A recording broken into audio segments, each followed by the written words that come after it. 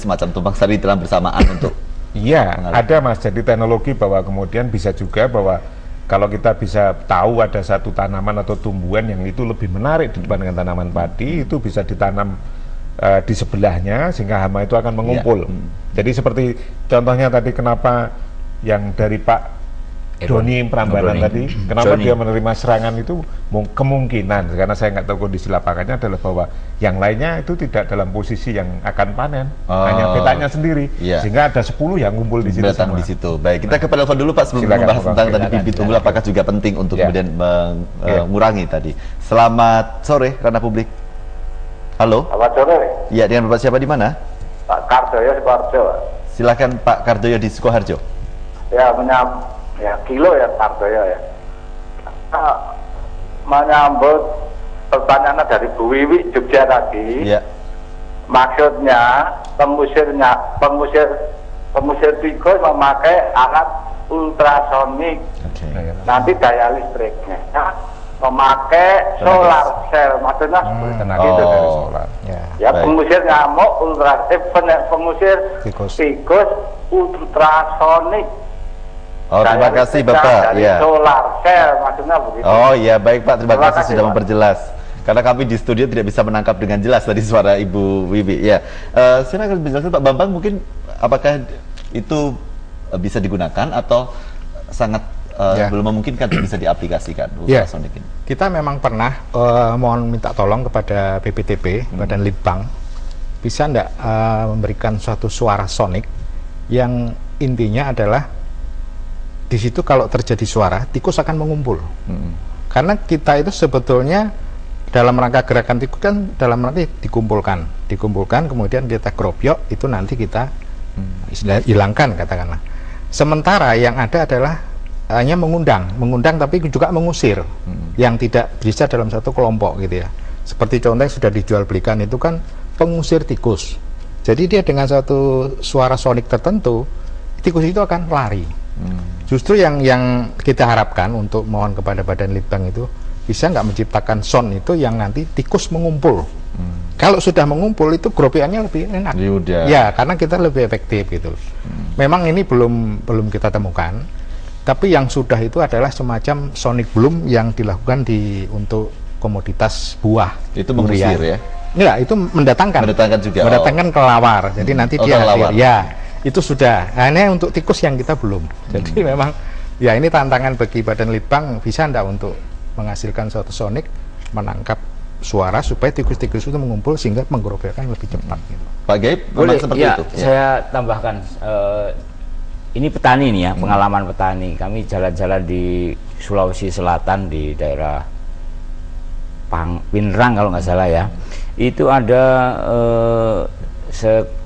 satu kelompok petani begitu, ada satu orang petani yang ini merelakan lahannya 1 hektar itu untuk ditanam terlebih dahulu, ini untuk memancing tikus. Kemudian di situ dibuatkan perangkap. Nah, dengan seperti itu berkorban untuk teman-temannya, teman-temannya ini kelompok tani, anggota kelompok tani ini berhasil. Nah inilah hal-hal yang semacam ini juga barangkali perlu diapresiasi untuk para petaninya, bisa ditiru lah begitu ya. Nanti siapa yang berkorban tahun ini, siapa lagi begitu. Bukan begitu. Tentu harus ada kompensasi kepada petani yang berkorban tadi. Kalau di kasus yang tadi mendapatkan kompensasi, Pak?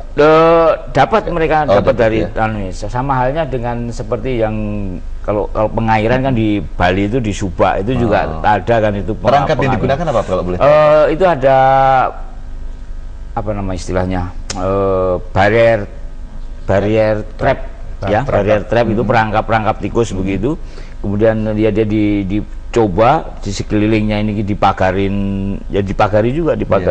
plastik begitu, di dalamnya ada perangkapnya, dia tikus masuk ketangkep. Banyak ketangkep. Dan itu kemudian sangat bisa mengurangi tikus yang ada di area tersebut. Dan mereka memang betul-betul concern untuk pengendalian tikus ini, bahkan dia sudah mengumpulkan taring tikus itu sampai 100.000 lebih. Dia luar biasa itu Sempat, Pak Petani. Pak, itu Iya, itu dibunuh. Iya, yang ketangkap itu dibunuh. Saking ini itu dikumpul. Ini bukti bahwa ini loh berhasil kita menggunakan seperti itu. Ini suatu saat nanti akan kita angkat menjadi apa? Kita di dalam buletin kita supaya nanti teman-teman yang lain bisa kalau di Jogja dimungkinkan nggak Pak Bambang dilakukan seperti itu? Mungkin Dinas Pertanian akan membuat sebuah gerakan. Ya, itu sebetulnya tergantung dari kebijakan lokal ya. Jadi kalau memang kebiasaan suatu petani itu seperti itu, kalau memang baik kita angkat. Hanya kan biasanya itu petani-petani di sini tidak belum terbiasa gitu melakukan ya. Seperti itu ya. Baik. Ya, Prof Andi tadi kalau kemudian memastikan menggunakan kan bibit unggul tadi sempat disinggung dan sebagainya, apakah bisa dipastikan kemudian aman dari hama dan juga kemudian serangan OPT ini? Ya, jadi bibit unggul itu baik, ya. Tetapi kalau kemudian kita gunakan terus-menerus, itu lama-lama OPT itu juga akan bisa mampu mematahkan bibit yang sudah unggul. Jadi istilahnya jangan kemudian kalau kita sudah jatuh cinta pada satu varietas tertentu, maka itu digunakan terus-menerus. Jadi tetap harus ada pergiliran varietas. Nah, untuk warna coklat ya sebetulnya sudah banyak varietas-varietas yang dihasilkan oleh para peneliti kita ataupun dari luar negeri yang memang tahan terhadap warna coklat. Tetapi tadi karena biasanya adalah kalau itu sudah mampu mengendalikan warna coklat, maka ditanam terus-menerus, ya akhirnya dalam waktu 3-4 musim warna coklatnya sudah lebih bisa pintar mematahkan. Iya, sudah lebih pintar berkembang menjadi suatu populasi baru yang mampu memakan pada varietas yang unggul tadi. Nah, oleh karena itu memang perlu ada rotasi di dalam pemanfaatan teknologi varietas yang unggul. Baik. Nah, kalau penanganan hama terpadu ini sendiri tadi sempat disinggung sekilas, Pak. Konsepnya sebenarnya kemudian seperti apa? Konsepnya itu sebetulnya adalah satu, itu tidak mengandalkan pada satu teknologi saja. Jadi sebetulnya teknologi pengendalian OPT ini kan sangat banyak. Jadi kalau misalkan hanya mengendalikan satu, 100% dikendalikan dengan itu, maka OPT ini akan mampu memberikan respon balik dalam bentuk ketahanan dan sebagainya. Tetapi kalau kemudian kita mau pengennya 90%, tetapi itu masing-masing komponen 10% atau 20% dari 4 atau 5 cara, maka tekanan terhadap OPT itu ringan. Kalau tekanannya ringan, maka OPT-nya juga tidak pinter dalam waktu yang cepat, tapi dalam waktu yang lama. Nah, sehingga di situ teknologinya juga aman, bisa berjalan dalam waktu yang lama, digunakan dalam waktu yang lama, tetapi kemudian OPT-nya juga berjalannya di dalam proses evolusi itu juga lambat.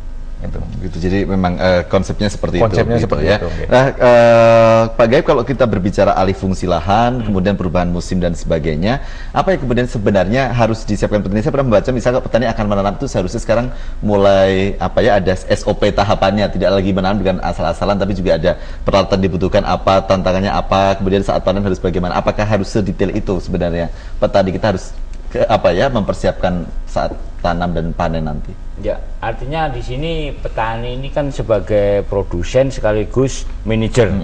Nah, tentunya dia harus pandai-pandai mengelola bisnisnya ini dengan sebaik-baiknya. Tentu juga harus mempersiapkan segala hal yang harus dilakukan. Contohnya kalau saya sebagai petani begitu, musim yang akan datang saya mau menanam padi. Kemudian ada informasi dari Balai Besar begitu. Di sana nanti akan ada katakan wereng, apa yang harus dipersiapkan. Kita harus sudah mulai petani ini juga mencari informasi apa sih yang harus kita lakukan. Supaya produksi kita ini, proses produksinya berjalan baik, produksinya akan optimal seperti itu. Nah, kalau untuk mendapatkan informasi sendiri ke Balai Besar ini harus kemana? Apakah juga ada hotline atau mungkin bisa kerja menghubungi kemana? Kami Balai Besar ini sudah punya website, kemudian juga melalui media-media seperti ini di beberapa daerah juga kita coba dengan radio-radio, kemudian dengan koran dan sebagainya. Ini tujuannya untuk mempercepat arus informasi. Baik, yang pasti kalau misalnya kemudian ada kelompok tani yang juga menghendaki untuk bisa bertemu untuk sosialisasi, bisa Pak? Oh, bisa. Alamat ada di mana Pak? Alamatnya Balai Besar Peramalan Organisme Pengganggu Tumbuhan di Karawang, Jawa Barat. Jawa Barat. Ya. Kalau mau telepon 0264 360 581. Baik. Jadi bisa mengakses ke sana, Bisa. termasuk kalau ingin mendapatkan banyak hal lebih jauh tentang OPT ini, begitu Ya. ya, apa saja dan apa yang harus dilakukan. Ya, atau di internet juga bisa nanti di BBPOPT, pokoknya dengan Mbah Google ini bisa cari ini BBPOPT, pasti akan ketemu. Gitu ya. Baik, ya Pak Gep, terima kasih kehadirannya, Prof. Hadi terima kasih, Pak Bambang juga terima kasih telah bersama kami. Untuk Anda yang sudah bergabung juga kami ucapkan terima kasih. Semoga apa yang kita sampaikan ini menjadi kemanfaatan sendiri, semoga hasil panen juga seperti yang diharapkan. Amin. Ketahanan pangan yang dicita-citakan bangsa Indonesia juga bisa diwujudkan. Amin. Saya Ferry Anggara, selamat sore, sampai jumpa. Selamat sore. Terima kasih. Oke, nanti nuwun Mas Heri.